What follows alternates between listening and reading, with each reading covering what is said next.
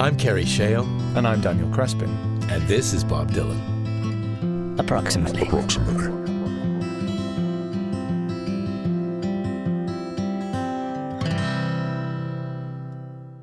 Lenny Bruce is dead, but his ghost lives on and on.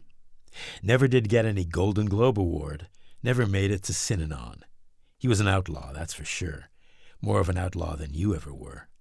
Lenny Bruce is gone, but his spirit's living on and on. Maybe he had some problems, maybe some things that he couldn't work out. But he sure was funny, and he sure told the truth, and he knew what he was talking about. Never robbed any churches, nor cut off any babies' heads. He just took the folks in high places, and he shined a light in their beds. He's on some other shore. He didn't want to live anymore. So that was the song, lyrics to the song Lenny Bruce by Bob Dylan. Biographical song. A biographical song like Hurricane, which we're going to cover in the next half of this podcast. Hurricane is a good song. Maybe not a great song, but we'll discuss that. But a very good song. And Lenny Bruce is a pretty bad song. It's not great, yeah. I mean, those were rather terrible lyrics. I chose to do Lenny Bruce because I wanted to compare a very good Bob Dylan song to a very bad Bob Dylan song. But as I was sort of studying it for the podcast, I actually kind of warmed to it. It was weird because I just thought it was a terrible fucking song. I thought it was execrable, a word I've never used before. And I thought it was great. But it led me more to Lenny Bruce, who I thought I knew quite a bit about, but I ended up doing quite a deep dive into Lenny Bruce. But anyway, just the background of the song, which a lot of people won't know this song. Like, I didn't know the song very well because I didn't know the album Shot of Love very well. I listened to the song Shot of Love, which I think is really interesting, but it's preceded on the album, the 1981 album, by a terrible song, Property of Jesus, which is a song which is taunting critics of evangelical Christianity, which Bob was still very much into. And the interesting thing about this song, which is kind of out of place on the album, because it's quite a born-again album, is that Lenny Bruce never failed to take the piss out of organized religions, particularly evangelical Christianity. Well, it's an interesting album because it's the first of that sort of gospel trilogy, for lack of a better term, that is sort of half Christian and half not. Yeah. So there's sort of like Groom Still Waiting at the Altar, which isn't Christian. There's a few others, but then there's Property of Jesus and Every Grain of Sand and stuff like that. So yeah, but this song, this song is again terribly recorded, and the first time I listened to it, I thought, well, I will never listen to that song again. I mean, I found it so distressing in that it was plodding and lifeless. Awful echo, weird, terrible, tinny recording of what is actually quite a nice piano piece. Quite a good tune. Yeah. It is quite a good tune. It's quite a good arrangement, piano-wise. Yeah, but also the singing is, he sounds like a grumpy middle-aged guy just being grumpy and middle-aged, talking about injustice, but in a very unappealing way. We should say that he said he wrote the song in about 5 minutes and claims to have no idea why he wrote it. Having said that, he was playing it live quite a lot in 2019, so not that long ago. No, he brought it back into his set in 2019. I've got down here that he played it live 117 times. Yeah. And I looked up, I don't know if you've seen it, there's a YouTube version where he's playing it with Tom Petty and the Heartbreakers. Oh, no, I haven't seen that. Well, it's great. Is it? It's powerful. It's the opposite of the whiny old middle-aged guy that, I thought I would never... I listened to the song quite a few times, the Shot of Love version, and I kind of felt like I kind of got it. I sort of saw what he was doing, and I still think it's certainly not a finished song. I mean, those lyrics that I quoted, most of them are terrible. Like, never did get any Golden Globe Award, never made it to Synanon. Do you know about Synanon? No, I don't. I had to look it up. I'd heard of it. Synanon was one of the first rehab places. And apparently it was on the West Coast, and it became, the people who started it were brought up on criminal charges. It became very corrupt. Even Synanon around here is getting corrupt. But I don't know. He never tried to go to Synanon. Yeah. Like he was a functioning drug addict for many years of his life, and it got worse and worse and worse, and eventually killed overdosed, him. Yeah. But never did get any Golden Globe award. Like why he didn't? He wasn't even on television to get it. He was on late night chat shows, and he used to be on. Basically, he came out of the. He spent a lot of time in the Navy, in the American Navy, and then in the Merchant Marines, and he was covered with tattoos. And he was a man of the world, but he started off being just like a comic. He just wanted to be a normal comedian, and was doing kind of pretty well, but he was getting darker and darker and more satirical. Well, who was Lenny Bruce? This is, if you'll allow me, and please tell do. people who don't know about Lenny Bruce. And Lenny Bruce has dropped off the radar, just like the song has kind of dropped off the radar. So Rolling Stone ranked Lenny Bruce on its list of the 50 best stand-up comics of all time, ranked him third after Richard Pryor and George Carlin. Both Pryor and Carlin said they owed their success to Lenny Bruce. Yeah, he's to me, from what I've heard and seen, he's kind of the blueprint, certainly for the modern stand-up comic, certainly the modern American stand-up. Yeah, in the way that Dylan invented singer-songwriter, he invented modern. Well, Steve Allen, who was a kind of an ordinary sort of comic, but had his late-night show and was very sort of erudite and charming, and he played jazz piano. Yeah. He interviewed Dylan early in his career. Yes, he was on the Steve Allen show. You can see him sort of blushing as Allen is sort of gushing about how great he is. But Allen knew talent when he saw it, and I've got a quote here. Lenny was the first modern comedian. He commented on the world around him with the sensitivity of a philosopher, and that was. And Nat Hentoff, who we know, who interviewed Dylan for Playboy, said Lenny was as revolutionary as Charlie Parker or Coltrane. So, and also Lenny Bruce shares with Bob Dylan the distinction of being on the cover of Sgt. Pepper, on the same row. Oh, wow. At the back. Okay. Peering, over everybody else. Yeah. Lenny Bruce is there. So in 1961, he sold out Carnegie Hall. The year that, Bob Dylan was trying to cut it, that was the height of his sort of professional career, because in 1961 he also was arrested for the first time.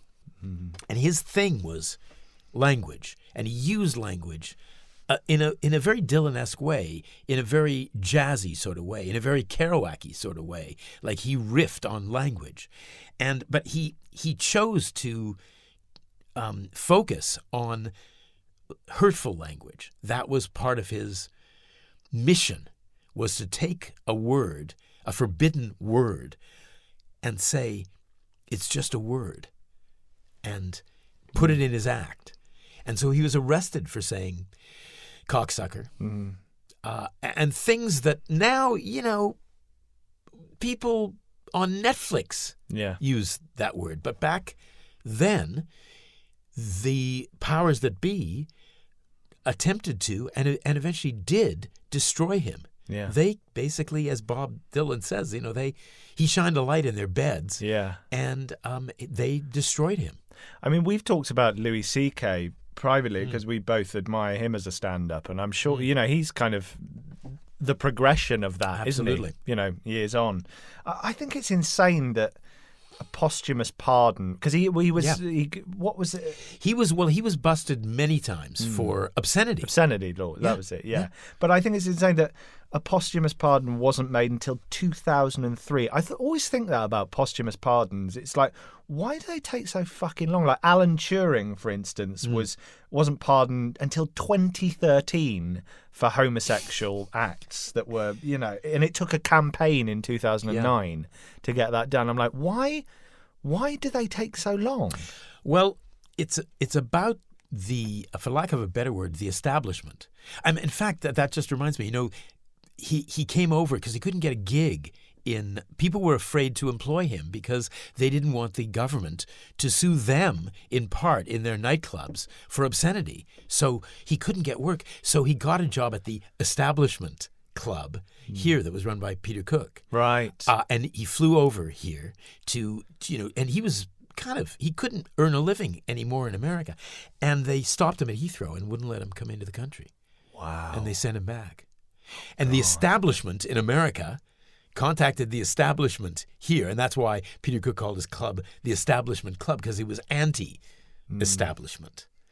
But clearly people were angry. It was before the permissive 60s.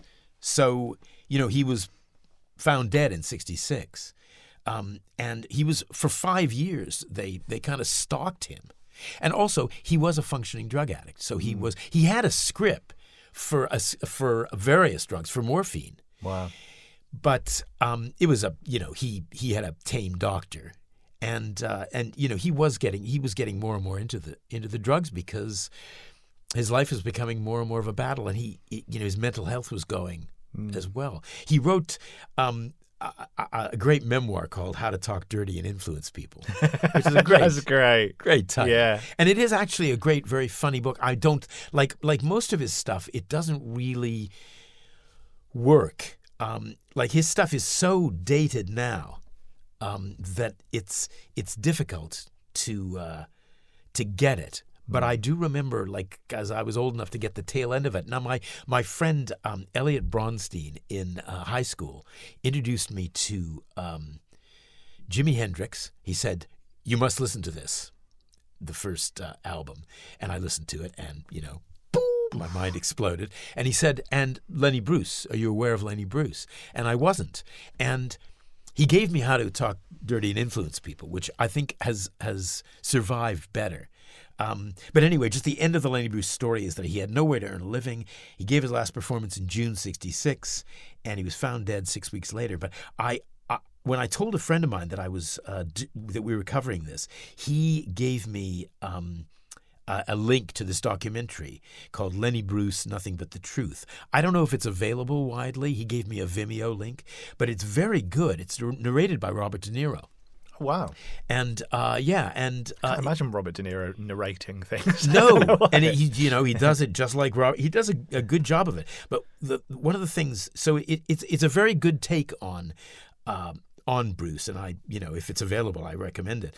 But at the end of it, I had seen pictures. There are pictures that I can see in my head of Lenny. Well, you know what? The picture is basically from the movie Lenny, starring Dustin Hoffman, because at the end of the picture they show Lenny Bruce stroke Dustin Hoffman dead, naked, of a drug overdose in his bathroom in his Hollywood house that he couldn't afford to pay the rent on anymore.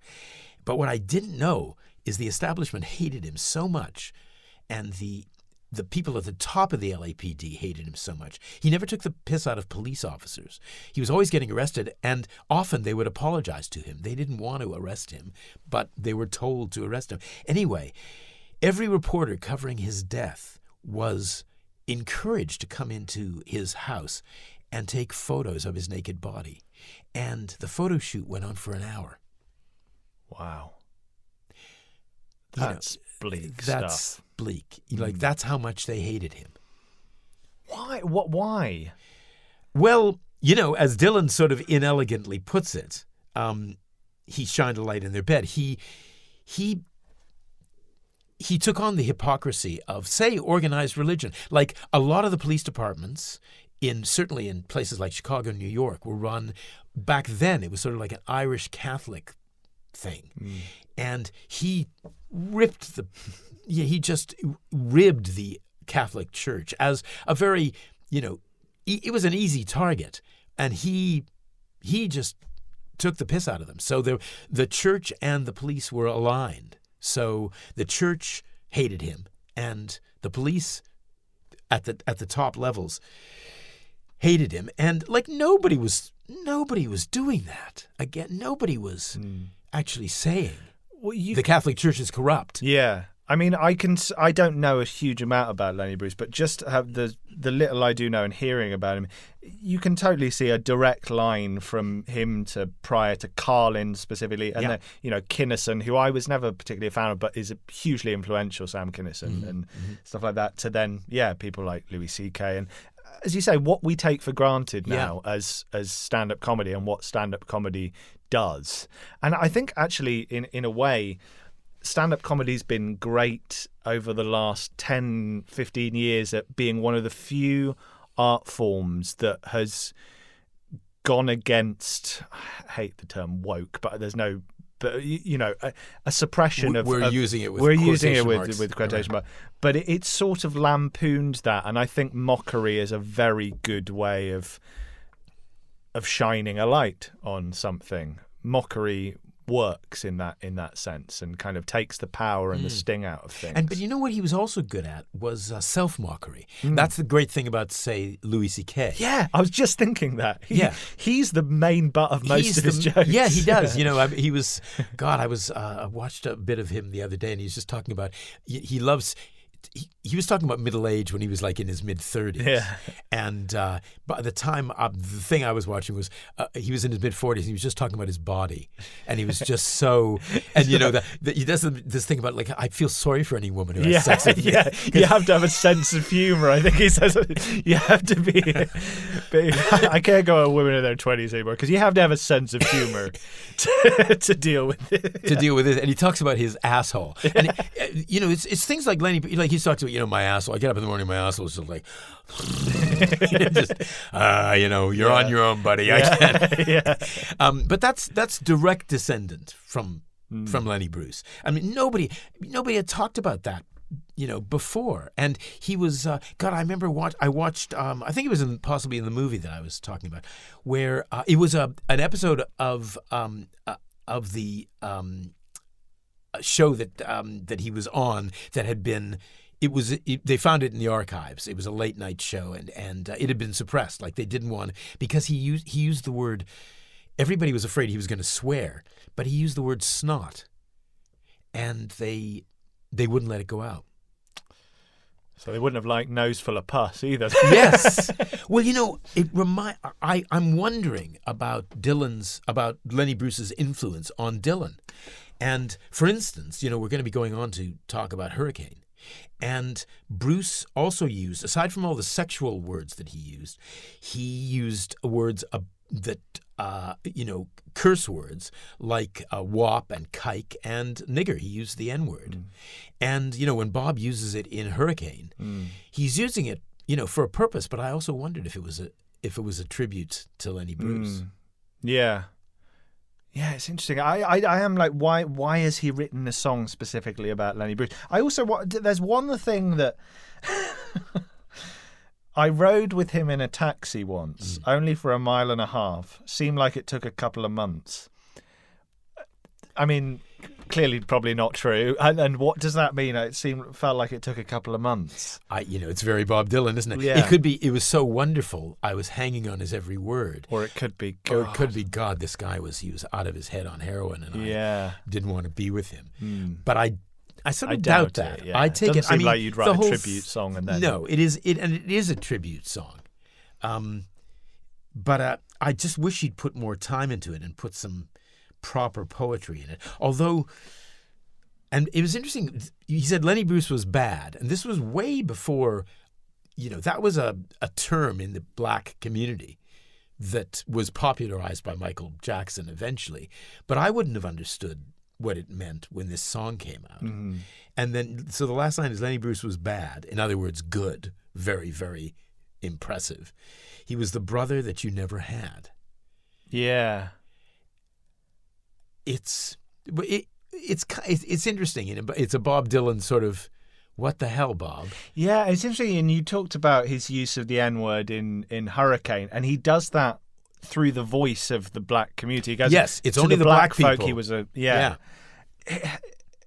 So, are you a convert of this song then? You said, because we kind of focus well, let's do two biographical songs, one terrible and one great. I know, and I wanted to focus on how bad it was. And I do think it's bad because I think it's, but I don't hate it. I used to hate it. I used to think, oh, Bob, Jesus, God, put it away.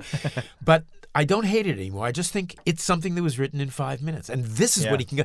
The interesting thing about it, I think it's much more interesting than I originally thought. Because the interesting thing is, well, if this was what he can do in 5 minutes, if this is, as we said in our previous episode, what Joni Mitchell said, this is the sort of stuff you scribble in your notebook and you can put it out there with revision. This is pure, unrevised Bob Dylan. And the thing it's kind of good. In the thing that surprises me, though, is that there are some really quite... Like, there's an outtake from this album called Caribbean Wind that I think is a fantastic song. And Need a Woman's another one that's a good one. Which we're going to cover on our bonus episode. We will. Bob and Women. Yeah, Bob and Women, another bonus episode for the patrons. It's another one of those... I don't really know why he's chosen a song that he finished in 5 minutes for when there's some good outtakes there. He continues to be a mystery. To baffle. I mean, this line, they stamped him and they labeled him like they do with pants and shirts. He fought a war on a battlefield where every victory hurts. First of all, rhyming shirts and hurts is kind of, it hurts me. And also labeled him like they do with pants and shirts. Yeah. Like they labeled him a sick comic. He was everything that was written about him. Just like when Bob Dylan, dies, they will say folk singer dies. Yeah. When he died, they said sick comic dies. Okay. So that's what he means by that. But labeled him like they do with pants and shirts. I don't know why that kind of offends me. It's like high school. It's not good. I'm not sure. I mean, it's bad. I mean, I have to say there are it's often the lyrics he changes live sometimes for certain things that I feel that way. I'm like, they feel really hacky and like totally the opposite. They're and obvious. Yeah. And totally the opposite of what Bob Dylan generally does. And maybe he does it deliberately because he can clearly do better, but he kind of sometimes throws it in there. I know. I think he's sometimes deliberately bad. Yeah. Which is another weird thing. I just wanted to mention the synonym thing. It's interesting that you said that because I didn't. I should have looked up what it was, but I kind of was enjoying the mystery of it because I thought, and I think it's as obvious as this. It's halfway for me between Zion and synagogue. So I thought it is the way it sounds to me. That's the way I thought. I thought it was some Jewish religious thing. He never made it like the mountain of Synanon or something. Well, that's as valid as anything. Because I mean, I don't know what the hell it's doing there. Yeah. I mean, I hope that we've maybe turned some people on to Lenny Bruce because his stuff is still quite dated. But I would recommend How to Talk Dirty and Influence People. I'd also really recommend, actually, to you, my friend, the film Lenny. I haven't seen it in a few years, but I saw it just a few years ago to see if it stood up. And to me, I'm a huge Dustin Hoffman fan. And I remember seeing Lenny when I was in theater school. I think it came out when I was in theater school. And I was so overwhelmed by Dustin Hoffman's performance. I know that it's not to everybody's taste, but I think it was a real down and dirty. There was totally unsentimental. And it was directed by Bob Fosse, who again he was a great filmmaker, and I think it's a great film. It's all in black and white, and in period. Yeah. And as I said, that the last shot lingers on his dead body, lying there, just spent. Yeah. And it's hardcore and a very, very good.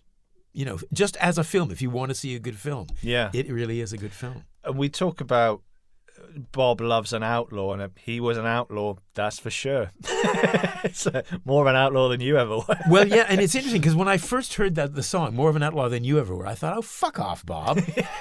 But I think he's talking to himself. I think he's saying, he was an outlaw more than you were. I mean, I can only guess that because why go out of your way to insult the person who's listening to the song, who's bought your album, which I thought it was originally, but I actually don't. I think that Dylan looked up to Lenny Bruce.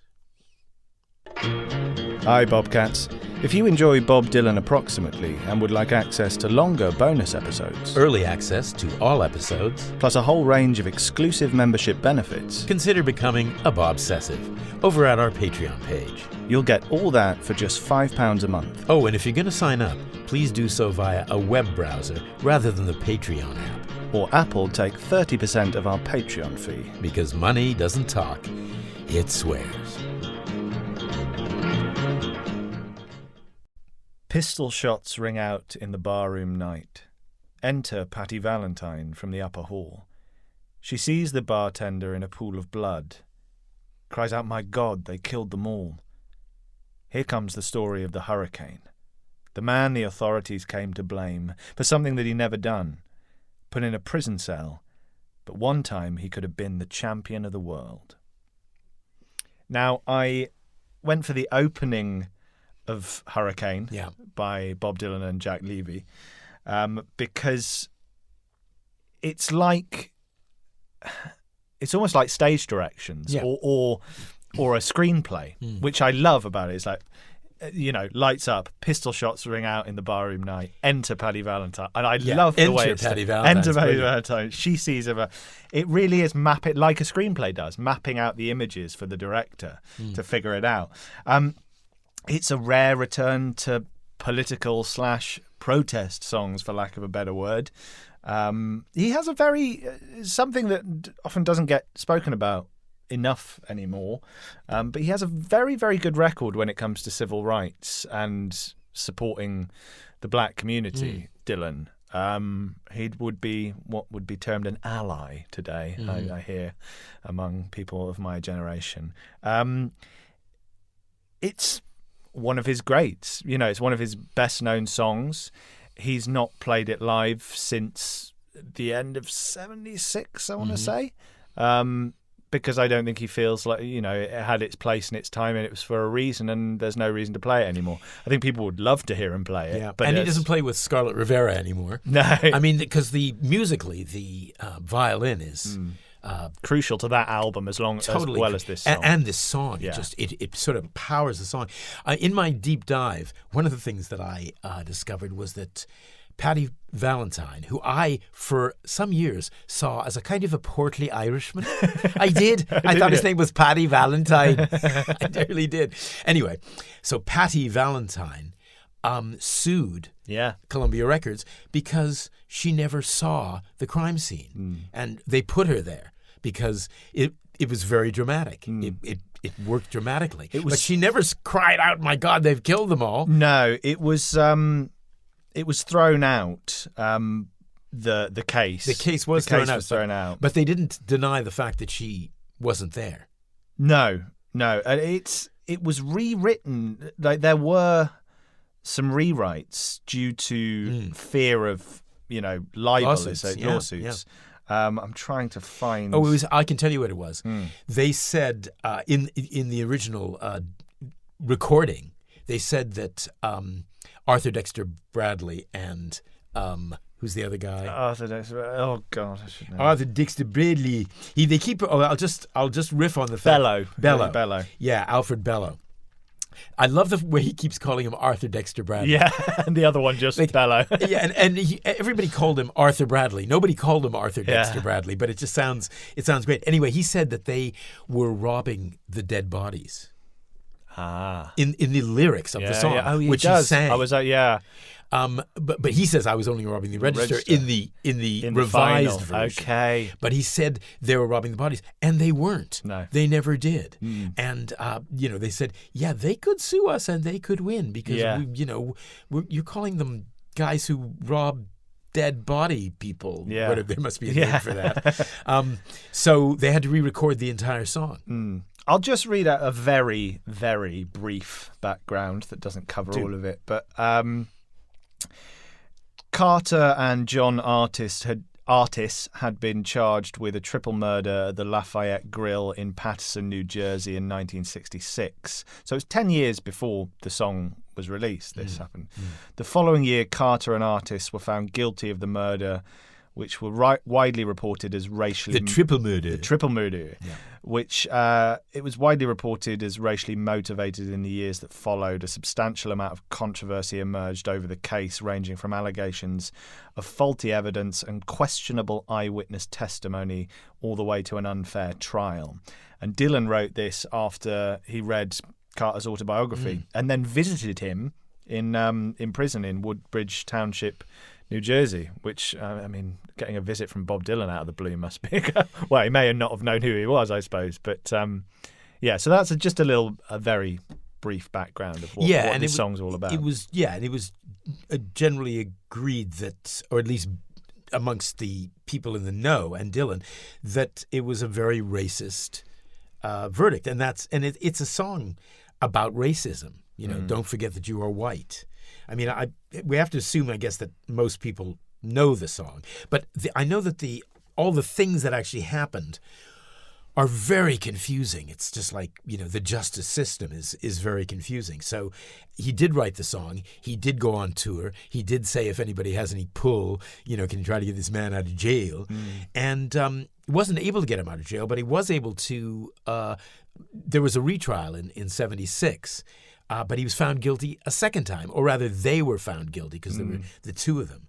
And also the background, in my research, I could never figure out why would anybody want to go to a bar and just fire some shots and kill people. But I don't know if you discovered this, but according to the prosecution, they said that the African-American defendants, Carter and Artis, committed the triple murder at the Lafayette Grill in revenge for the killing of an African-American bar owner earlier the same... I did see that, yeah. Earlier the same night. Also, that was another thing, is that there was no bartender. There's some weird, not just inconsistencies, but rewriting. Like the shooting victims were the owner of the bar and a customer and a waitress, not a bartender and two other guys. Yeah. It's a bit weird that why bother changing those facts? Dylan, it's like he has to change things. Nothing can be what it seems. Yeah, but this is a case, with and also, this guy's life is on the line. He also, one time he could have been the champion of the world. No, he couldn't. He was kind of 9th in the rankings at best in his career, in the middleweight rankings. Well, actually, that's not quite true. He did fight for the middleweight championship. Oh, did he? Oh, yeah, he did. Oh, okay. In 64. I apologize. He was about the third ranked, because you don't have to fight the first ranked. He was about the third ranked. And he was effectively thumped and lost by unanimous decision. But his career, by the time of the triple homicide in 66, he had one more fight. Right. His career was definitely on the downslide. So I quite like the fact that he says one time he could have been the heavyweight champion of the world, the champion of the world. One time, and it's true. There was one time, there was one night, that he did fight for the championship. That one time, he could have been the champion of the world. Yeah. But you take it differently. Like when I heard it, it was like they've snuffed out his career. He was the number one contender. That's how you read it. He says he was the number one contender, and he never was the number one contender. Yeah. I think he was the number 3 contender. Yeah, and also it kind of places it number 1 contender for the middle. Had no idea what kind of shit was about to go down. It's almost as if as this happened, he was number 1 contender, and no, he wasn't. I think that's a very clever misuse of. I mean, it's a very clever. It heightens the drama. It heightens the drama. Yeah. If I was doing the song, I would say, let's say number 1 contender. It's better than number 3 contender. Yeah. That is very Hollywood work. In a way, isn't it? But speaking of Hollywood, when they made the film, which I've actually not seen. No, I've not. It's I didn't. Denzel Washington. That's it, and Norman Jewison directed it, and they were sued. God, there's so many lawsuits around Rubin Carter. They were sued because they indicated in the film that when he fought for the middleweight crown, that the verdict was a racist verdict, that he outfought the guy clearly, and that he only wasn't given the championship because of the racist ringside judges, which there was a lawsuit. The boxer, the Italian boxer, sued them and won. And he apparently thumped him quite convincingly. Yeah. And even Carter, at that point, said, I have to say he beat the crap out of me. Yeah. And quite rightly, I didn't win the middleweight championship. Yeah. They were right, and it wasn't that wasn't a bit of racism. The trials, on the other hand, I love this line. The trial was a pig circus. Yeah. Boy, that's beautiful and vicious. Yeah. Yeah. Absolutely. It's not the first time. I'm not sure. I should have looked this up. I'm not sure if William Zatzinger brought a lawsuit, but he was certainly very much like that Dylan asshole for forever after The Lonesome Death of Hattie Carroll was written. Yeah. Another song about racial injustice and someone getting away, this time kind of turned the other way around, a white person getting away with murder of a black person. But I'm not sure I think he did make some little changes, but I don't think Zanzinger ever brought him to court or anything. No. He sounded like a horrible, an arsehole, racist, privileged pig arsehole. who would have been part of the pig circus in this. That line, don't forget that you are white as well. These are powerful lines. Yeah. And he clearly invented that line. He wasn't there. No. But it's a great line. Yeah. I love that maybe you saw the getaway cut. That whole thing where it's like from the police's perspective. Maybe you saw the getaway. Yeah. You need a break. Yeah. Boy like you could use a break. Yeah. Yeah.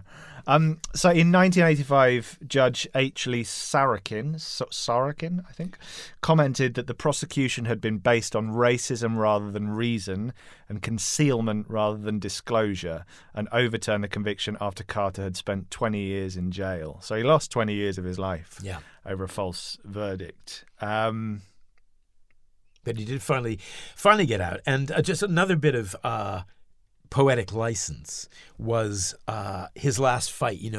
Meanwhile, Rubin's in South America fighting for his name, which fighting for his name. Yeah. But that was his last fight, and because we haven't really discussed boxing, but it turns out we're both big fans of the Sweet Science, and it sounds very dramatic, but in boxing, there comes a point in certain fighters' careers where they become what's known as the opponent.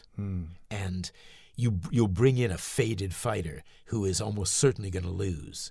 And he's the guy who's not sitting in the corner that all the good fighters are sitting in the promoter's corner, and all the opponents are sitting in the other corner. And my theory about that fight is that, which he lost, is that he was brought in to be an opponent. Right. So he wasn't really fighting for his name. Yeah. He was just fighting for the payday. Yeah. Which he says in the song, I fight for the money. Yeah. I wonder if it's my work, he says, and I do it for pay. I'll just as soon be on my way. Yeah. Which kind of goes completely against he was the number one contender for the middleweight crown and all this stuff. And I'd rather be out, riding a horse in the mountains. I wonder if Rubin Carter could ride a horse. I've thought about that. I suspect not.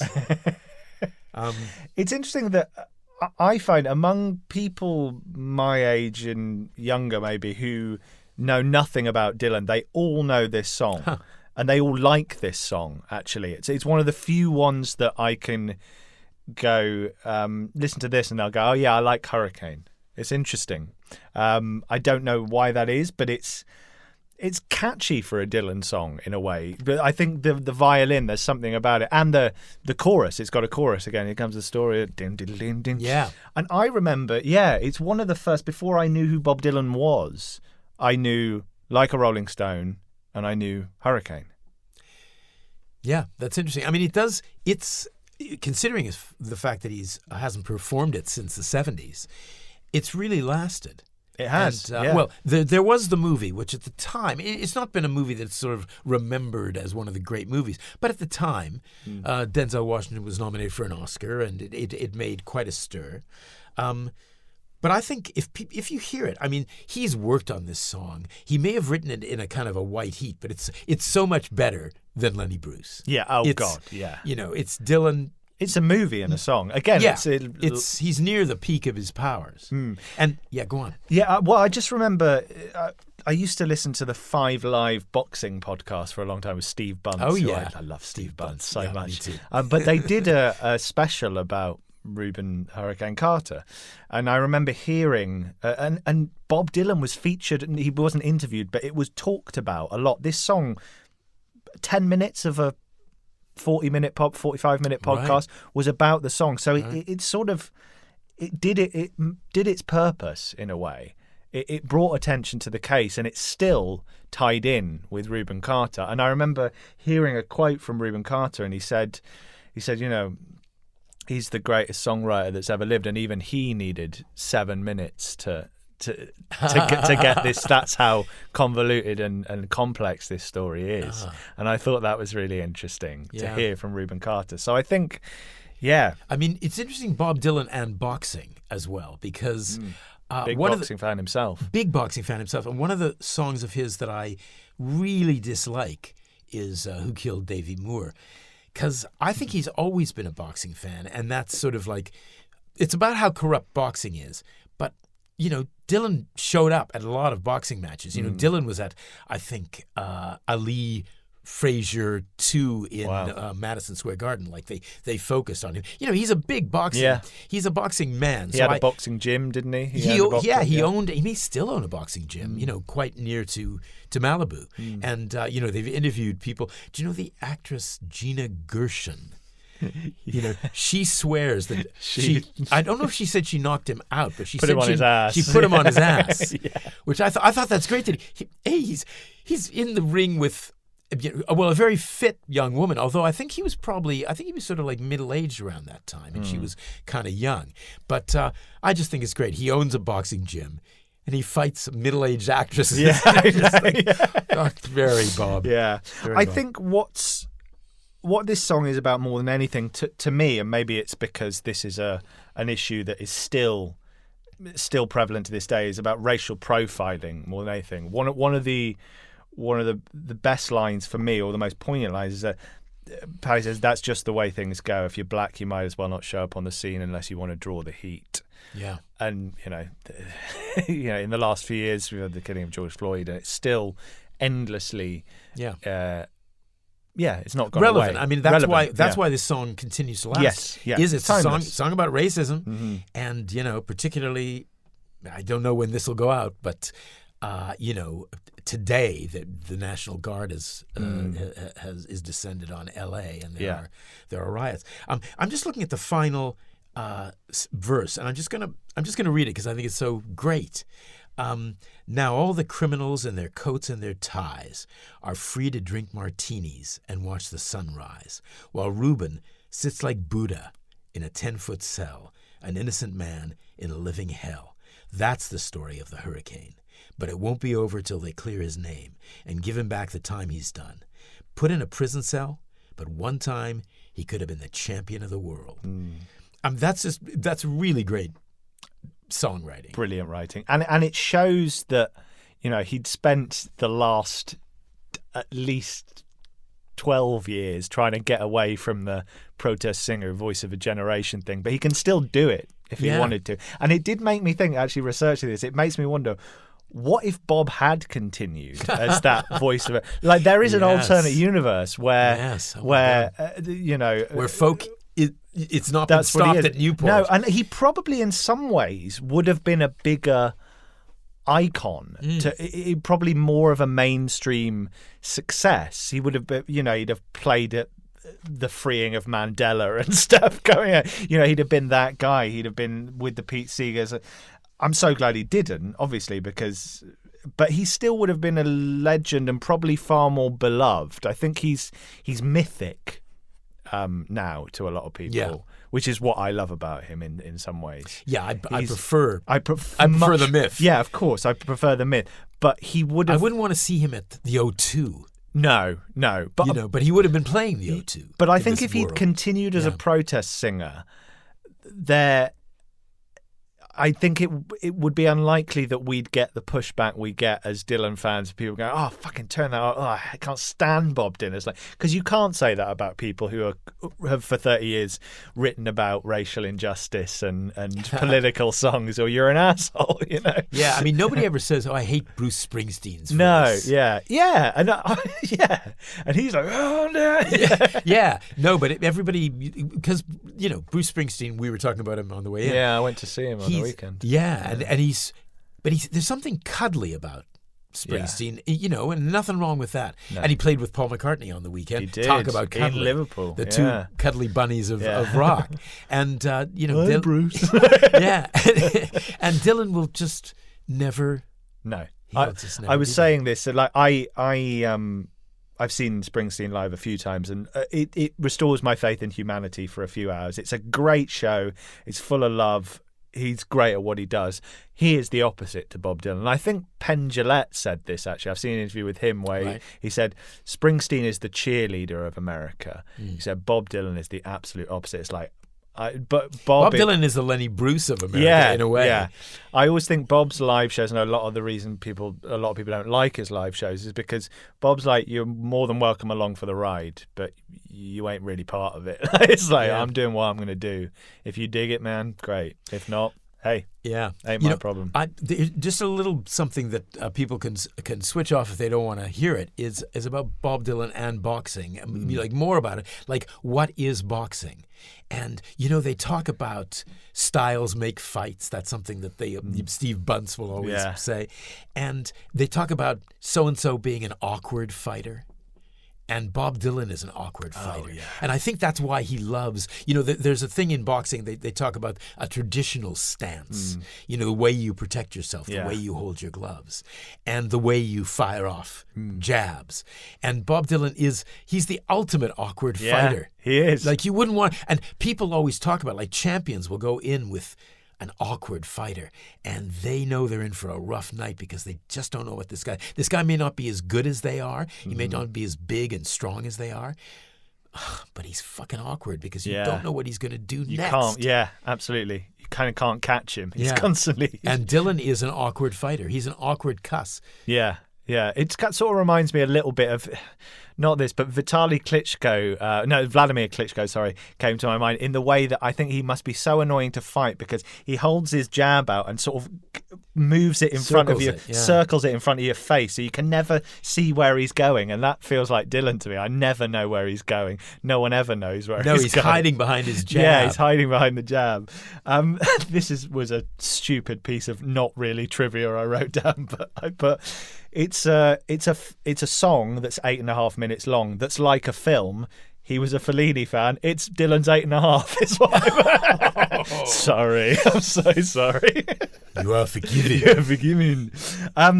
It's a great song, and I think Scarlett Rivera should get a lot of credit for this song and this album. It's not one of my favourite Dylan albums, but she changes Dylan's sound almost single-handedly.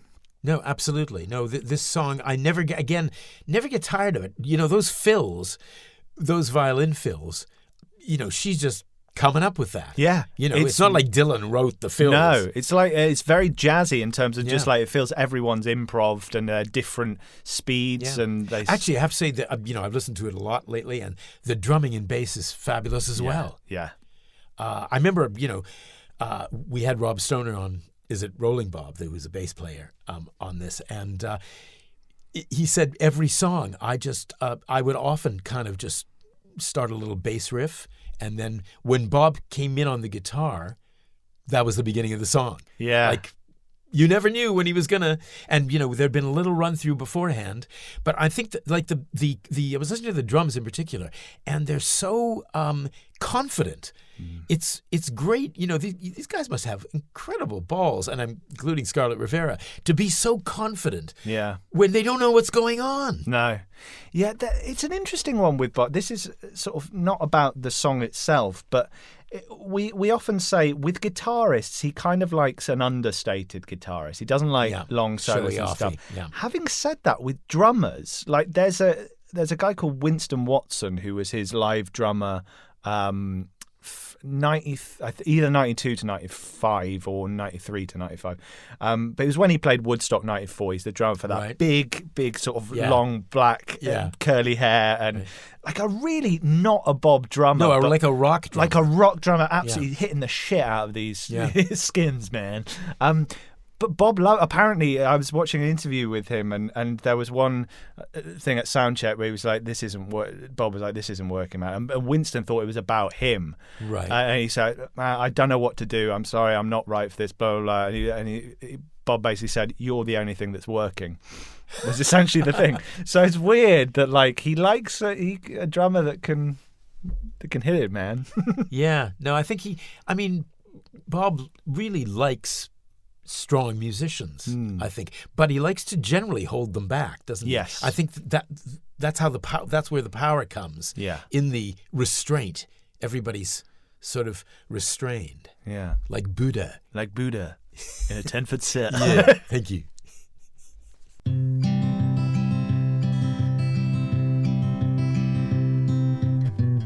That was Bob Dylan Approximately with Kerry Shale and Daniel Crespin. Produced by Robin Guise. And recorded at Lipsync Post, Soho, London. For longer bonus episodes, join our Patreon feed. And if you have a Bobsessive friend, please spread the word. It ain't quite the end. We'll just bid farewell till we meet again.